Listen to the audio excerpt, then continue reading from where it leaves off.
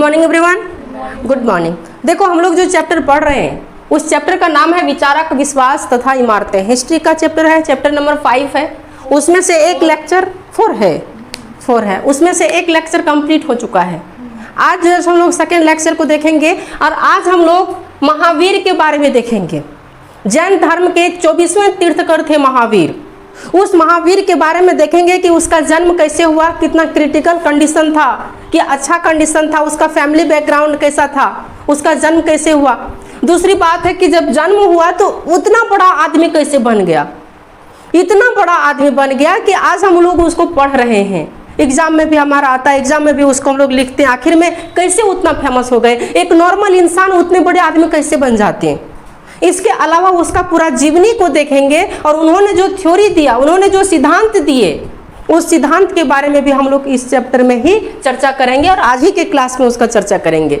उसके बाद हम लोग देखेंगे कि उन्होंने जिस धर्म पर, जैसे जैन धर्म पर काम किया था, जैन धर्म के बारे में उन्होंने बताया था, तो जैन धर्म की क्या सिद्धांत है, उसका क्या थ्योरीज है, हम लोगों को जैन धर्म के अनुसार क्या कहता है जैन धर्म, किस तरह का हम लोग का रहन सहन होना चाहिए, किस तरह का हम लोग का पहनावा होना चाहिए, क्या हमारा मूल मंत्र होना चाहिए जिंदगी का, वो हम लोग जो है सो इसी लेक्चर में देखेंगे। सबसे पहली बात है कि जो महावीर है, ये महावीर का जो जन्म हुआ था 599 BC में हुआ था। BC तो समझता ही होगा, बिफोर क्राइस्ट, ईसा मसीह के जन्म से पहले के समय को BC बोला जाता है। तो इसका जो जन्म हुआ था वो 500 BC में हुआ था। महावीर का अन्य नाम भी है। इसके बचपन का नाम देखें तो बचपन का नाम इसका वर्धमान था, लेकिन इसको जो है सो बड़ा प्यार से इसके गांव मोहल्ले के लोग इसको वीर बोलते थे। वीर समझते हो ना, प्यार से इसको वीर बोलते थे। इसका पिता जो है वो सिद्धार्थ थे। अब सिद्धार्थ मतलब ये नहीं समझ लेना गौतम बुद्ध, क्योंकि गौतम बुद्ध का बचपन का नाम भी क्या था, सिद्धार्थ था। ये नहीं समझ लेना है कि गौतम बुद्ध है, ये गौतम बुद्ध नहीं, इसके पापा का नाम, पिता का नाम सिद्धार्थ थे और ये भी राजा थे। समझो, आखिर में एक राजा के घर में जन्म लेने के बाद क्या ऐसी समस्या उत्पन्न हुई होगी कि इसको अपना घर छोड़ना पड़ा होगा, और छोड़ दिए हैं। इसके पिता जो है सो राजा थे, वो इक्ष्वाकु वंश के थे। माता त्रिशला, ये भी रानी, क्योंकि पिता की पत्नी रानी ही तो होगी, राजा की पत्नी रानी ही ना कहलाएगी, तो इसकी माता भी जो है सो रानी ही थी। जन्म कहाँ हुआ था, तो बिहार में एक जगह है जिसको हम लोग कहते हैं क्षत्रिय कुंड, या इसे ही बोला जाता है कुंड ग्राम। बिहार में ये नालंदा जिला में पड़ता है। बिहार में एक जिला है नालंदा, उसी नालंदा जिला में पड़ता है और ये वैशाली के नज़दीक है। वैशाली जो होता है ना, जगह का नाम है वैशाली, तो उसी वैशाली के नज़दीक में इसका जन्म हुआ था। मोक्ष कहने का मतलब हुआ मृत्यु। मोक्ष को क्या बोला जाता है, मृत्यु, ठीक ना। तो इसको जो मृत्यु हुआ था कहाँ हुआ था, तो पावापुरी में। अभी वहाँ पावापुरी एक दार्शनिक जगह बन गया है घूमने वाला। इस बार हम लोग प्लानिंग बनाए थे वहीं जाने का, क्या देखेंगे, अगला बार मौका मिलेगा तो वहीं चलेंगे पावापुरी, देखेंगे जैन धर्म कितना उतना फेमस कैसे है। हम लोग बौद्ध धर्म का सैर तो कर ही लिए हैं, बौद्ध गया गए हैं ना, तो बौद्ध धर्म तो अच्छा से घूम लिए हैं। कैसा वहाँ बौद्ध धर्म का रहन सहन, किस तरह से बौद्ध धर्म को लोग मानते हैं, नहीं मानते, कितना अच्छा लगा था घूमने में, है ना। रात में तो, रात का टाइम था, कितना अच्छा लगा था, घूमने गए थे, मज़ा भी आया था। लग रहा था कि वो सीन जो हम लोग देखें काश से क्लिक करने मिल जाता, एक फ़ोटो या एक वीडियो मिल जाता, बहुत अच्छा। लेकिन बदकिस्मती नहीं कर सकते हैं, वहाँ मोबाइल ले जाने नहीं देता है। तो उसी तरह से अब प्लानिंग बनाएंगे कहाँ जाने का, पावापुरी जाएंगे। क्या अब पावापुरी में देखेंगे, हाँ, कि कैसे है पावापुरी, किस तरह का है, वहाँ पर जैन धर्म कैसे मनाया जाता है। जैन धर्म में बिहार के अलावा झारखंड में भी फेमस है पारसनाथ गिरिडीह, हमारे घर द्वरिया पर, वहाँ पर जैन धर्म के लिए फेमस है। हाँ, गिरिडीह पारसनाथ, जहाँ पर तुम लोग घूमने गई हो, कभी गई होगी, तो वही पारसनाथ जैन धर्म के लिए फेमस है। चलो, तो मोक्ष इसका जो हुआ था पावापुरी में, मोक्ष कहने का मतलब हुआ मृत्यु, जो हुआ था पावापुरी में, नालंदा में पड़ता है, बिहार में है, ये नालंदा जिला में पड़ता है, ठीक ना। देखो ये जो है सो 24वें तीर्थकर थे। जब इसकी मृत्यु हुई थी ना, उस समय इसका उम्र 72 साल था।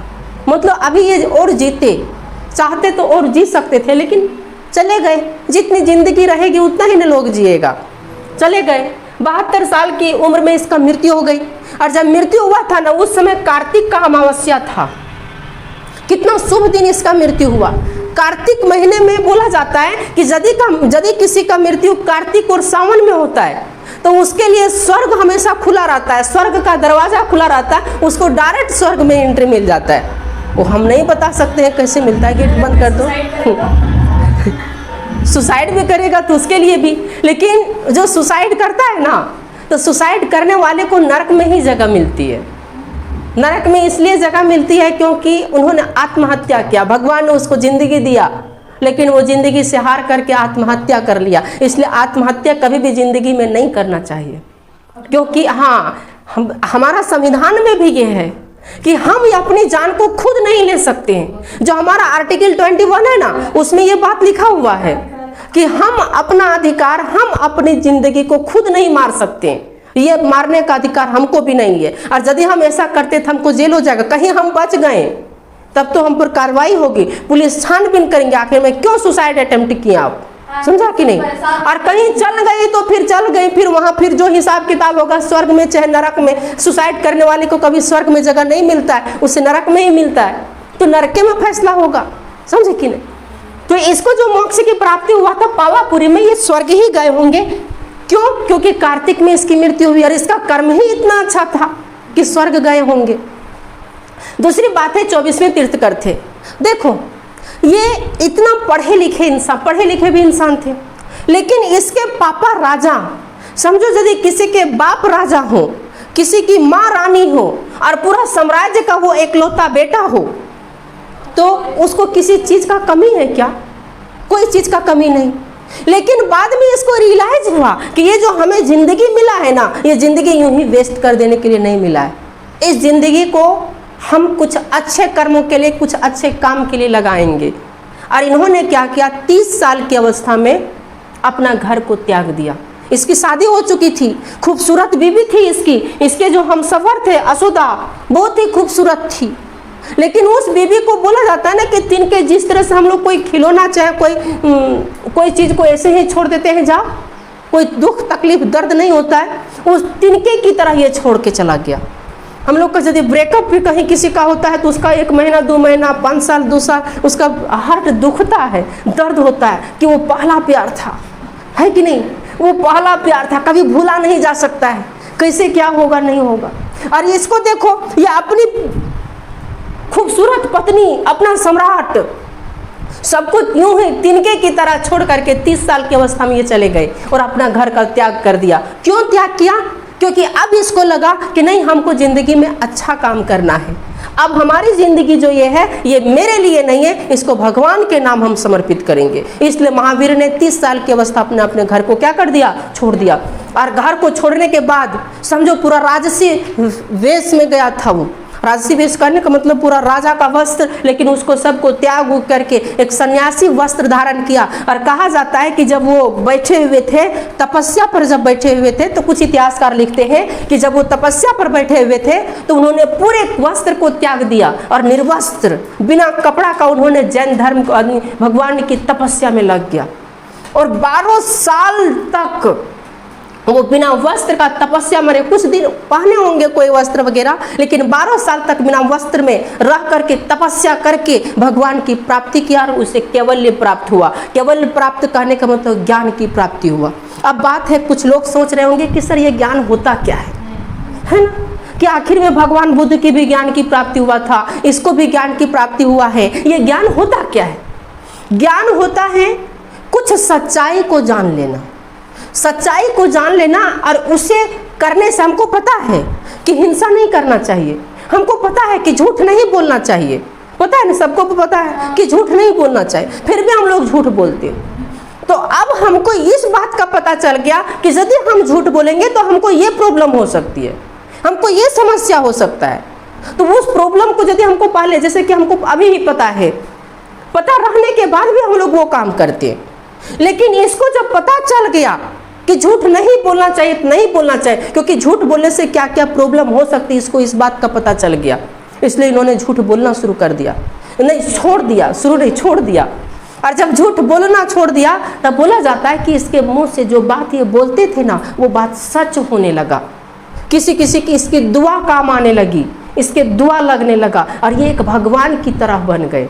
जैसे बोला जाता है अभी हम तुम लोग को बोल दें कि जाओ तुम लोग जो है सो 12th के एग्ज़ाम में सब कोई टॉप करेगा, तो अब तो कोई एक ही करेगा, लेकिन बोल दिए सब टॉप 10 में आएगा। और कहीं ये दुआ हमारी लग गई, खुदा ना खास्ता कहीं ये दुआ लग गई, फिर अगला साल इसी तरह आशीर्वाद देंगे अपने बच्चे को, जाओ तुम लोग भी टॉप करना, फिर उसको भी दुआ लग गई, फिर अगला साल फिर उसको भी दुआ लग गई, जो भी कुछ हम बोलेंगे दुआ लग जाएगा, ये बात हो जाएगा। तो लोग सोचने क्या लगेगा, ये कोई साधारण आदमी नहीं है, ये कोई ना कोई भगवान है। समझे कि नहीं? उसी तरह से महावीर का हुआ था। इन्होंने जब तपस्या किया, ज्ञान की प्राप्ति हुआ, इसको सच्चाई पता चल गया कि कौन से कर्म करने के बाद कौन सा फल मिलेगा, तब वो कर्म छोड़ दिया और इसको दुआ लगने लगा। इसे ही बोला जाता है ज्ञान की प्राप्ति। समझे कि नहीं? तो इसे ज्ञान की प्राप्ति हो गया। 12 साल तपस्या करने के बाद इसे ज्ञान की प्राप्ति हुआ था। तो 30 वर्ष में ये घर छोड़ा, 12 साल तपस्या किया, तो कितना साल हो गया? 42 साल में इसे ज्ञान की प्राप्ति हुआ। समझे कि नहीं? इसका जो जन्म दिवस है, जैसे कि हम लोग का बर्थडे है, तो हम लोग यदि किसी का बर्थडे होता है तो केक काटते हैं, 2-4 लोगों को बुला करके कुछ खाना पीना खिला देते हैं, गरीब को नहीं, बड़े बड़े घर के लोगों को बुलाते हैं ना। लेकिन इसका जो जन्म दिवस है उसको महावीर जयंती के रूप में मनाई जाती है। इसका बर्थडे को नाम सुनी होगी, स्कूलों में भी छुट्टी मिलता है, महावीर जयंती है, क्योंकि आज ही के दिन महावीर का क्या हुआ था? जन्म हुआ था, तो इसलिए उसको छुट्टी दिया जाता है। तो इसके जन्म दिवस को महावीर जयंती के रूप में मनाया जाता है। लेकिन इसकी जब मौत हुई थी, इसको जब मोक्ष की प्राप्ति हुआ, तो उसको जो है सो दीपावली के रूप में मनाते हैं। देखो, दीपावली जो मनाई जाती है वो 2 तरह से मनाई जाती है। दीपावली कहा जाता है हिंदू परंपरा के अनुसार, राम भगवान जो है उसी दिन 14 वर्ष का वनवास पूरा करके अयोध्या लौटे थे, इसीलिए उसी के शुभ अवसर पर खुशी से पूरा अयोध्या वासी ने दीपावली मनाया था। समझे कि नहीं? और उसी की खुशी में हर वर्ष जो है सो दीपावली मनाया जाने लगा। लेकिन जैन धर्म में ये कहा जाता है कि उसी दिन, दीपावली के दिन ही भगवान महावीर जो थे उसको मोक्ष की प्राप्ति हुआ, मतलब उसकी मृत्यु हुई थी, और उसी की मृत्यु के श्रद्धांजलि के लिए प्रत्येक वर्ष दीपावली मनाया जाता है जैन धर्म की परंपरा के अनुसार। और हिंदुओं की परंपरा के अनुसार तो राम भगवान जो भी बताया वो था। समझे कि नहीं? तो इसको जो है सो मोक्ष की प्राप्ति जब हुआ था तो उस दिवस को दीपावली के रूप में मनाया जाता है। महावीर जो थे, महावीर ने पंचशील सिद्धांत दिया। एक पंचशील समझौता है जो पॉलिटिकल साइंस में तो लोग पढ़ी है, टेस्ट में शायद तुम लोग को दिए थे। और एक है पंचशील सिद्धांत, जैन धर्म का पंचशील सिद्धांत या महावीर का पंचशील सिद्धांत। समझे कि नहीं? तो पंचशील सिद्धांत में महावीर ने 5 सिद्धांत दिया। बोला कि ये अपनी जिंदगी में यदि तुम नहीं करोगे तब तुम एक सफल या सक्सेस इंसान कहलाओगे और लोग तुम्हारी पूजा करेंगे। अब बोले वो कौन सा काम नहीं करेंगे? तो पहला इन्होंने कहा अहिंसा, हिंसा ना करो।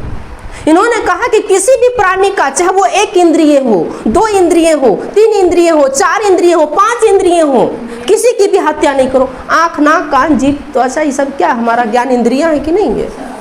Sense organ. समझे कि नहीं? तो उसको किसी की भी हत्या ना करो। दूसरा इन्होंने कहा कि कितना बड़ा मुसीबत आ जाए, जिंदगी में कभी झूठ मत बोलो। समझा कि नहीं? टीचर पूछ रहे हैं कि पढ़ के आए हो कि नहीं, झूठ मत बोलो, पढ़े हैं सर, और पढ़ा घर में कुछ नहीं है। समझे कि नहीं? तो कभी भी जिंदगी में झूठ मत बोलो। और दूसरा है अपरिग्रह। अब अपरिग्रह मतलब क्या होता है सर? अपरिग्रह मतलब होता है कि किसी दूसरे का वस्तु का इस्तेमाल उसके परमिशन के बिना कभी नहीं करना चाहिए। और यदि तुम किसी वस्तु का इस्तेमाल उसके परमिशन के बिना करते हो तो वो वस्तु एक चोरी की वस्तु कहलाएगी। कौन सी वस्तु? चोरी की। इसलिए यदि तुम लोग भी कोई चीज़ यहाँ का इस्तेमाल करते हो तो जैन धर्म के अनुसार तुम लोग भी क्या हो? चोर नहीं हो। समझे कि नहीं? इसलिए किसी भी वस्तु का इस्तेमाल किसी के बिना परमिशन का नहीं करना चाहिए, न तो वो चोर कहलाएगा और वो एक तरह का चोरी कहलाएगा। ये हम नहीं कहते हैं, ये जैन धर्म का जो महावीर बोल के गए हैं वही ये बात कह रहे हैं। ये बात गलत बोले मतलब तू चोरी करेगी? बोल के करो कि हमको ये चाहिए। समझे कि नहीं? तीसरा अगला है आस्ते। आस्ते मतलब क्या होता है? आस्ते मतलब होता है वैसी वस्तु का इस्तेमाल करो जो तुम्हारे जिंदगी के लिए आवश्यक है, जो जरूरी है, जरूरत का। ख्वाहिश, हमारी ख्वाहिश क्या है? ख्वाहिश तो दिन बढ़ती जाती है। हमेशा ज़रूरतें पूरा करो, ख्वाहिश तो दिन प्रतिदिन बढ़ते जाएगा। अमीर आदमी मुकेश अंबानी जो है वो भी उसकी उतना भले उतना अमीर आदमी है, लेकिन वो भी सोचता होगा कि दुनिया का नंबर 1 इंसान हम कैसे बने। उसको भी नींद नहीं आती होगी नंबर 1 बनने के लिए, समझे कि नहीं। तो ख्वाहिशें बढ़ती जाती, लेकिन ये बोलते नहीं ख्वाहिशें नहीं, जरूरत पूरा करो। यदि तुम पैदल जा सकते हो कोचिंग तो पैदल से आओ, जरूरी नहीं कि तुमको साइकिल चाहिए। यदि तुम साइकिल से आ सकते हो तो साइकिल से आओ, जरूरी नहीं कि तुमको बाइक चाहिए, हेलीकॉप्टर चाहिए, समझे कि। तो ये बोलते हैं कि जरूरत की चीज़ें पूरी करो। खाने के लिए हमारा दाल भात सब्जी से भी काम चल जाती है। क्या ज़रूरी है किसी जीव की हत्या करना, क्या ज़रूरी है किसी को मार काट के खाना, लेकिन ये कभी हो सकता है? कभी नहीं हो सकता है। कुछ लोग जो है सो अहिंसा रहते हैं, कुछ लोग मतलब किसी जीव की हत्या नहीं करके नहीं खाते, ठीक ना। देखो ब्रह्मचर्य, आप बोलते हैं ब्रह्मचर्य का पालन करो। ब्रह्मचर्य मतलब शादीशुदा नहीं, सन्यासी बन जाओ, फिर जिंदगी कैसे चलेगा? जिस तरह महावीर का जिंदगी चला, सब परिवार को छोड़ दिया इन्होंने। तो बोलोगे सर इसको जो जिंदगी मिला था वो अपना जिंदगी जी लिया, ऐश कर लिया, तब जा करके ये जो है उस जिंदगी अपना घर त्याग किया। हम तो अभी कुछ नहीं किए, शादी ब्याह भी नहीं हुआ, तो ऐश कहाँ किए हम लोग, समझे। तो इनका ये कहना है कि ब्रह्मचर्य का पालन करना चाहिए, जो ब्रह्मचर्य का पालन, और ये कहते हैं कि विद्यार्थी के जीवन में हमेशा ब्रह्मचर्य का पालन करो। यदि विद्यार्थी के जीवन में ब्रह्मचर्य का पालन नहीं हुआ तो तुम एक सच्चे विद्यार्थी नहीं हो, जिंदगी में कभी सक्सेस नहीं बन पाओगे। इसलिए विद्यार्थी जीवन में हमेशा ब्रह्मचर्य का पालन करो। ब्रह्मचर्य कहने का मतलब है कभी भी किसी के साथ संबंध ना बनाओ, या तो शादी ब्याह ना करो, समझे कि नहीं। अगला बात है बेटी, ये हम नहीं कर रहे हैं, कौन कर रहा है? जंतर, हमको नहीं गाली देना। इससे एक बहुत ही सुंदर बेटी उत्पन्न हुई और बेटी का नाम है प्रियदर्शनी। नाम से भी पता चल रहा है कि कितनी प्रिय होगी, दर्शन करने में कितना प्रिय लगता होगा, इसलिए इसका नाम ही पड़ गया होगा प्रियदर्शनी। और प्रियदर्शनी का विवाह भी जो है सो एक राजकुमार से होता है, और वो राजकुमार का नाम है जमाली। तो इसका विवाह भी किससे होता है? जमाली राजकुमार से, जो कि बहुत ही बड़े राजकुमार थे, समझे कि नहीं। लेकिन बात है कि सर ये जब घर छोड़ के चले गए तो इसका विवाह कौन करा दिया? सोच रही होगी, दिमाग में चलता होगा कि इसका विवाह कौन करवाया? अरे होकर माँ करवाई होगी ना, क्या? तो महावीर का पढ़े तो ये मतलब फिर इसमें चर्चा। अब उसकी जीवनी पढ़ रहे हैं तो उसकी जीवनी में उसका घर परिवार खानदान के बारे में जानना पड़ेगा ना। अब तुम्हारे बारे में देखो, कोई लड़का लड़की के देखने आता है, चाहे लड़की लड़का को, तो लड़का लड़की से नहीं, लड़की लड़का से नहीं, लेकिन उसके घर वाले पूरा खानदान पता करते हैं। भले तेरे सामने कुछ नहीं बोलेंगे, बाहरी बाहरी वो पूरा खानदान पता कर लेते हैं। तुम कैसी हो, वो कैसे थे, उसके दादा कैसे हो, उसके बाप कैसे हो, उसके बेटा कैसे है, कि इसका दोस्त क्या है, समझे कि नहीं। हकीकत बात ये है कि यदि किसी के बारे में जानना है तो उसके दोस्त को पकड़ो, और यदि किसी के दोस्त को पकड़ लिया तो उसकी पूरा सच्चाई निकाल सकते हो कि वो कैसा होगा। दोस्ती से ही पता चल सकता है कि वो इंसान कैसा होगा। यदि उसका दोस्त ही ऐसा है तो जरूर है कि उसमें 10% तो जरूर उसका गुण उसमें आया होगा, है कि नहीं। अब मेरा ही दोस्त है, कहीं वो पीता खाता तो 10% हमें भी आता कि हम भी पीते खाते, लेकिन मेरा जो दोस्त है वो पीता खाता है नहीं, इसलिए हम भी बच गए। इसलिए ज़िंदगी अभी जो है बर्बादी का सबसे अच्छा रास्ता है कि यदि तुमको बर्बाद होना है तो बर्बादी का अभी सबसे अच्छा रास्ता है कि तुम गलत दोस्त बनाओ। और गलत दोस्त बनाओगे ना तो बर्बादी के लिए तुमको सोचना नहीं पड़ेगा कि कौन सा सेक्टर में जाए कि हम जल्दी बर्बाद होंगे। वो तुरंत रास्ता निकल जाता है कि इस सेक्टर में जाओ, बहुत जल्दी बर्बाद हो जाओगे। और समाज में इतना बदनामी होगी, इतना बदनामी होगी कि एक समय जो तुम्हारे बाप या पापा 20 साल 25 साल पाल पोस करके बड़ा करते हो, किसी के सामने हाथ जोड़ते हुए नजर आएंगे कि आज माफ़ कर दीजिए, हमारी बेटी की गलती हो गई, मैं इसके लिए मैं माफ़ी मांगता हूँ। वो दिन कितना बुरा दिन होगा जब कोई बाप किसी बेटी के लिए, किसी बेटे के लिए लोगों के सामने भरी पंच में अपनी पगड़ी को नीचे रखते होंगे और उसे भीख मांग करके माफ़ी मांगते होंगे। क्या वो दिन अच्छा दिन कहलाएगा? लेकिन नहीं। तो वही कहा जाता है ना कि धर्म संगति अच्छा रखो। बैड कंपनी तो लोग पढ़ी होगी, लेटर बैड कंपनी, बुरी संगति बहुत खराब है। कितनों पढ़े लिखे इंसानों, कितनों टैलेंटेड इंसानों हम अपने आंखों से देखें, हम अपने आंखों से देख भी रहे हैं और देखे भी हैं कि अच्छे अच्छे लोग जिसको लगता है कि ये ज़िंदगी में बहुत आगे तक जाएगा, उसको बुरी संगति मिलने की वजह से वो जो है सो बुरे बनते जा रहे हैं, समझे कि नहीं। इसलिए संगति हमेशा अच्छा बनाओ। चाहे तुम्हारा संगति गरीब ही क्यों ना हो, तुम्हारा दोस्त गरीब ही क्यों ना हो, विचार से अमीर होना चाहिए। समझे कि नहीं? चलो, जैन धर्म का कुछ और इसका सिद्धांत है। ये कहते हैं कि जो पूरा विश्व है वो पूरा विश्व प्राणवान है। प्राणवान कहने का मतलब पूरा विश्व में जीव है। ये भी मानते हैं कि जो पत्थर है, चट्टान और जल है, इस पत्थर, चट्टान और जल में भी जीव है। समझो, इसलिए इसको भी तकलीफ मत दो, इसको भी दर्द मत दो। जैन धर्म कहते हैं कि किसी को दर्द मत दो और अपने कर्म पर ध्यान दो। इसलिए एक बहुत ही अच्छा कहावत कहा गया है, कर्मण्यधिकारस्ते कर्मचित महाफलेषु। कर्म करो, फल की चिंता मत करो। ये महाभारत में ये बात कही गई है ना। तो यही बात ये भी जैन धर्म में भी कहते हैं कि आप अपने कर्म पर ध्यान दीजिए, फल की चिंता मत कीजिए। यदि तुम्हारा कर्म सच्चा होगा तो एक दिन तुमको सक्सेस जरूर मिलेगा, और कर्म बुरा होगा तो सक्सेस क्या, अनसक्सेस भी अच्छा नहीं मिलेगा। यह हम नहीं कहते हैं, कौन कह रहा है? जैन धर्म। हाँ, अब जो है हम लोग जैन धर्म, ये महावीर की छोटा सा जीवनी हम लोग देखें। अब हम लोग जैन धर्म का क्या विचार था, जैन धर्म पूरे भारत में कैसे फैला, और क्या भारत में ही इसका विस्तार है कि दूसरे देश में भी जैन धर्म मनाते हैं, उसको भी हम लोग थोड़ा सा देख लेंगे। थोड़ा सा नहीं, मतलब कुछ ज़्यादा ही है। और एग्जाम के पर्पज से ये टॉपिक बहुत ही इम्पोर्टेंट टॉपिक है, इसलिए इसको हमेशा छोड़ना नहीं है, ठीक ना? मिटाना इसको, चलो लिख लो इसको। आगे देखो जैन धर्म का, आगे देखो जैन धर्म में, हाँ, जैन धर्म में टोटल 24 तीर्थकर हुए। तीर्थकर क्या होते हैं सर? शिक्षक जानते हो, टीचर। वो टीचर को ही जैन धर्म में तीर्थकर बोला जाता है, जो जैन धर्म का ज्ञान देता है, जिसको ज्ञान की प्राप्ति किसी न किसी रूप में मिल गया है, जो जैन धर्म के भगवान कहलाए, शिक्षक, तो उसे ही तीर्थकर बोला जाता है। 24 तीर्थकर हुए, सबको हमको जानना नहीं है, सिर्फ हमको महावीर के बारे में जानना है। लेकिन पहला जो तीर्थकर था, ये एग्जाम में कभी कभी पूछ देता है, तो कौन था? ऋषभदेव। कौन देव? ऋषभदेव। यदि रहता सब तो सारा कुछ लिखा देते 24 का। इसमें एक एक तीर्थकर के बारे में भी पढ़ना है। जैसे नेट का यदि पढ़ाई करोगे तो उसमें एक एक तीर्थकर, हम जैसे पढ़े तो तीर्थकर ऋषभदेव जो है उसको डिटेल से पढ़ाया गया था। फिर इसको, लेकिन जितना हमारे चीज़ ज़रूरत है उतना ही दे रहे हैं, ज़रूरत से भी थोड़ा सा ज़्यादा ही है। दूसरा है 23वां तीर्थकर, कौन हुआ? पार्श्वनाथ। पार्श्वनाथ जो है गिरिडीह में फेमस हुआ, इसी के नाम पर पारसनाथ पड़ा, जो आज पहाड़ी घूमने के लिए जाते हो। समझे कि नहीं? अगला है 24वां तीर्थकर महावीर। बोला जाता है कि जब इसकी मृत्यु हो गई, मोक्ष की प्राप्ति हो गई, तब इसका जन्म हुआ।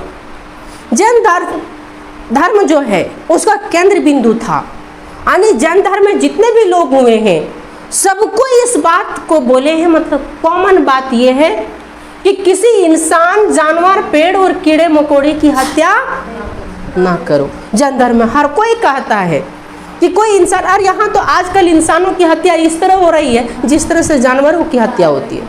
जिस तरह से यहाँ पर चलते हुए कुत्ते, आवारा कुत्तों को नहीं काट दिया जाता, मार दिया जाता है ले ईंटा पत्थर से, उसको भी नहीं मारा जाता, हत्या नहीं करता है कुत्ता का भी, बाय मिस्टेक हत्या हो गया। लेकिन उससे भी बढ़ करके यहाँ जिस तरह से हम लोग खस्सी का बलि कर देते हैं, खस्सी पठा का हत्या करते, उसी तरह से इंसानों की हत्या कर दे रहा है लोग। फ्यूचर का नहीं सोच रहा क्या होगा, जेल फेल, क्योंकि यहाँ पर घूस तूस भी चलने लगा है। हत्या करके 1 महीना, 2 महीना, 3 महीना में सब निकल जाता है। हाँ, पूजा में ये देखो भगवान, अरे ये भगवान जो है कभी भी नहीं कहते हैं कि तो हमको बलि दो। इंसान अपनी ये थिंकिंग क्रिएट किया है कि बलि देंगे तभी हमारा देवता खुश होगा। ये किसी भगवान को देखो, एक दुर्गा मैया जो है, दुर्गा पूजा के दिन बलि दिया जाता है दुर्गा मैया के नाम पर। 9 दिन जो है सो हत्या की जाती है एक बकरा का। क्या दुर्गा मैया कभी बोले हैं आकर के कि हमको बलि दो? नहीं। लोग यहाँ के जो विचारक थे, यहाँ के जो थिंकर्स लोग थे, वो सब अपने आप में एक ट्रेडिशनल लगा दिए खाने पीने के लिए। खुद खाना है तो क्या करें, एक बहाना लगा देते हैं, भगवान को फंसा देते हैं। समझे कि नहीं? और फंसा दिए किसको? दुर्गा मैया। और फंसाए भी किसको? उसको पता है कि वो वहाँ से उतर के आ नहीं पाएंगे, और या करके लोगों को नहीं बोलेंगे कि हम ये बात नहीं बोले कि हत्या करो, किसी का बलि दो। तो इसीलिए किस पर क्लेम लगा दिए? भगवान पर क्लेम लगा दिया है। समझा कि नहीं? जो कि ऐसा गलत है। तो कभी भगवान नहीं कहता कि हत्या करो। जैन धर्म में भी यही कह रहा है कि इंसान रहे, चाहे जानवर रहे, पेड़ पौधा रहे, कीड़े मकोड़े रहे, इसका हत्या कभी नहीं होना चाहिए। समझा कि नहीं? जैन धर्म में ये कहता है कि यदि किसी का जन्म और या तो पुनर्जन्म जो होता है वो कर्म पर आधारित होता है। कर्म समझे कि जैसा तुम कर्म करोगे, अब कर्म मतलब क्या सर? दिन भर हम मजदूरी करते रहेंगे तो हमारा अच्छा, वो कर्म नहीं। तुम इंसानियत का कितना अच्छा कर्म करते हो। इंसानियत, किसी का हत्या ना करना, किसी के साथ बुरा ना करना, किसी के साथ चीट ना करना, किसी को धोखा नहीं देना, समझा कि नहीं? वो होता है कर्म। यदि तुम्हारे कुछ कर्म से किसी दूसरे को तकलीफ होता है तो वो काम बुरा काम होता है। समझे कि नहीं? वो बुराई काम कभी भी जैन धर्म नहीं करने बोलते। वो बोलते हैं कि यदि तुम्हारे किसी कार्य से किसी अन्य प्राणी को तकलीफ हो रही है, दर्द हो रही है, तो वो एक तरह से अच्छा कर्म नहीं है। इसलिए वो कर्म, फिर यदि उसको कोई चीट करता है, कोई धोखा देता है, कोई बदमाशी करता है, कोई किसी की हत्या करता है, तो उसको अगला जन्म में अगला तरह तरह का चीज़ में उसका जन्म होता है। ये जन्म में उसका जन्म होगा, उसमें जन्म होगा, ईंट, कभी पंछी, कभी सांप, कभी बिच्छू, कभी छिपकली, कभी काव बन जाता है। समझे?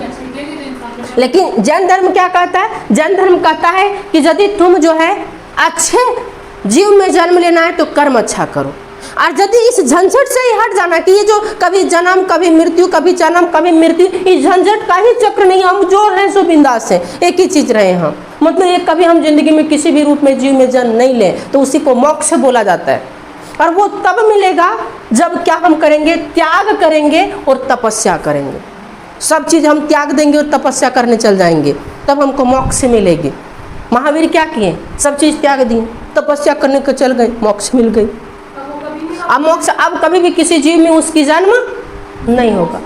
हाँ, उसे मोक्ष बोलते हैं। किसी भी जीव में जन्म न लेना क्या कहलाता है? मोक्ष। क्या बोल दिया? सारा पंडित अच्छे काम करते हैं। सो पंडितों का ये धर्म रहता है कि 5 घर से ज़्यादा कभी भी भिक्षा नहीं लेना है। समझे कि नहीं? कोई पंडित जी 5 घर से ज़्यादा भिक्षा लेते हैं क्या? अभी हज़ारों रुपया देते। अब पंडित जी बोलते हैं जो जजमान खुशी हंसी से दे दे वही तुम्हारी दक्षिणा है। पंडित जी खुशी हंसी से लेंगे भी क्या? तरह तरह का सिस्टम वहाँ पर, कथा चाहे कुछ है, एकदम डिमांड एक से एक करेंगे। तो वो हम कैसे कह सकते हैं कि वो पंडित का जन्म किसमें होगा या उसको मोक्ष की प्राप्ति हो जाएगी? सो अगला है जैन के जो साधु और साधुआइन जानते हो ना, या उसको साध्वी बोलते हैं। ये जब जैन धर्म का कोई बन जाता है साधु या साधुआइन तो वो एक काम नहीं करता है, किसी की हत्या नहीं करता है, चोरी नहीं करता है, झूठ नहीं बोलता है, ब्रह्मचर्य का पालन नहीं ब्रह्मचर्य का पालन करता है, ब्रह्मचर्य का पालन करता है। अगला है धन संग्रह नहीं करता है। धन संग्रह मतलब अभी हम लोग कमाते हैं, पैसा बैंक में जमा रखते हैं, फिर बड़ा आदमी बनते हैं, फिर प्रॉपर्टी लेते हैं, जमीन जायदाद, अमीर बन जाते हैं, तो वो कभी भी वो सब नहीं करता। उसको धन से कोई मतलब ही नहीं है। वो बोलते हैं कि हमारा शरीर जो है सो नश्वर है, एक न एक दिन ये मरेगा ही, तो हम लोग जब मरेंगे तो क्या सब धन संपत्ति को ऊपर ले जाएंगे? कुछ नहीं ले जाना है। हमको ये भी पता नहीं है कि जो हमारा फेवरेट कपड़ा था, जो कितना अच्छा मॉल में मम्मी से लड़ाई झगड़ा करके लिए थे, वो हम चले गए तो वो हमको मिला कि नहीं मिला। हमारी भारत ऐसे है कि यहाँ पर फेवरेट कपड़ा की बात करते हैं, यदि कोई बुढ़ा या बुढ़ी मर जाता तो उसका चादर जो होता है चादरियो रख लेता है, समझ जला देता है। गिरिडीह तरफ ऐसा सिस्टम है कि उसका चादरिया रख लेगा। क्यों? लोग ये सोचते, हाँ लोग ये सोचते ना कि इसको रखेंगे तो इसको दुआ हमको लगेगा। साला जिंदा में कभी आज तक उसका पैर नहीं छुआ, जिंदा में कभी उसको रिस्पेक्ट नहीं किया, और लोग बोलते हैं कि नहीं उसका सामान रखेंगे, सोना वगैरह रख लिया जाता है, उसको नहीं दिया जाता अच्छा चीज़। अब आने वाले समय में हमको ये लग रहा है कि यदि किसी की मौत होगी तो उसको उसका फोन जलाया जाएगा कि नहीं जलाया जाएगा? मोबाइल आप पता नहीं चला। और मान ले मोबाइल जलाया नहीं जाएगा, अब उसके मोबाइल का पासवर्ड को तोड़ा जाएगा और उसकी मोबाइल की गहराई में जाया जाएगा, तब उसमें जो करतूत मिलेगा उसके लिए उसको कौन सी सजा मिलेगी? वही सोचने वाली बात है। तो देखो जो जैन धर्म था, जैन धर्म का यह मानना है कि ये सारा काम हम नहीं करेंगे, और जैन धर्म के लोग ये सब काम नहीं करता है, तभी वो जैनिज्म कहलाता है, नहीं तो वो जैनिज्म नहीं है। जैन धर्म बौद्ध धर्म की तरह ये भी बहुत फैला, इसका भी विस्तार पूरे भारत में हुआ। और इतना हुआ कि जैन साहित्य जो लिखा गया वो भी प्राकृत, संस्कृत और तमिल तीनों भाषा में जैन साहित्य लिखा। जैन धर्म का जो किताब होती है ना, वो किताब को लिखा गया तीनों भाषा में, और इसको हर जगह पढ़ा गया। इसके भारत में कई ऐसे जगह हैं जहाँ जैन धर्म से रिलेटेड मूर्तियाँ मिला है। कहीं पर महावीर की मूर्ति मिल गई, कहाँ पर ऋषभ देव की मूर्ति मिल गई, कहीं पर किसका मूर्ति मिल गया, जो जैन धर्म से रिलेटेड है उसका मूर्ति मिला है, समझो। तो इससे इतिहासकार ये अनुमान लगाते हैं कि जैन धर्म सिर्फ एक जगह ही सिमट करके नहीं था, बल्कि पूरे भारत में भी इसका क्या था, विस्तार था। अलग अलग देशों में भी कहीं कहीं जैन धर्म मनाई जाती होगी, समझा कि नहीं। बौद्ध धर्म तो मनाई ही जाती है, जैन धर्म अलग अलग देशों में मनाई जाती होगी। तो ये था तुम्हारा कौन धर्म, जैन धर्म। जैन धर्म जो है सो कंप्लीट होता है। अब जैन धर्म से रिलेटेड किसी भी तरह का क्वेश्चन आएगा तुम्हारा एग्जाम में नहीं छूटेगा, बहुत डिटेल से तुम लोग पढ़ लिए हो, ठीक। Thank you class. अब बाकी चीज़ नेक्स्ट क्लास में।